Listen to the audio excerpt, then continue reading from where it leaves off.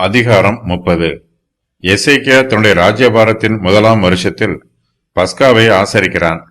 எசேக்கியா பஸ்காவை ஆசரிப்பது சம்பந்தமாக தன்னுடைய பிரபுக்களோடும் எருசலேமில் உள்ள சபையார் யாவரோடும் யோசனை பண்ணுகிறான்.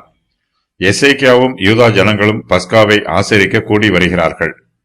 பஸ்காவை ஆசரிக்க வருமாறு எசேக்கியா யூதா தேசத்தாருக்கும் இஸ்ரவேல் தேசத்தாருக்கும் அழைப்பு அனுப்புகிறான். எல்லோரும் சந்தோஷமாய் பஸ்காவை ஆசரிக்கிறார்கள். எசேக்கியா தன்னுடைய ராஜ்யபாரத்தின் ஆரம்பத்திலே கர்த்தருடைய ஆலயத்தை சுத்தம் பண்ணினான். யூதா தேசத்தில் ஆவிக்குரிய மறுமலர்ச்சியை ஏற்படுத்தினான். இப்போது கர்த்தருடைய ஜனம் பஸ்காவை ஆசரிக்கிறார்கள். எசேக்கியாவின் காலத்தில் யூதா தேசத்தாருடைய ஆவிக்குரிய ஜீவியத்தில் வளர்ச்சி உண்டாயிற்று.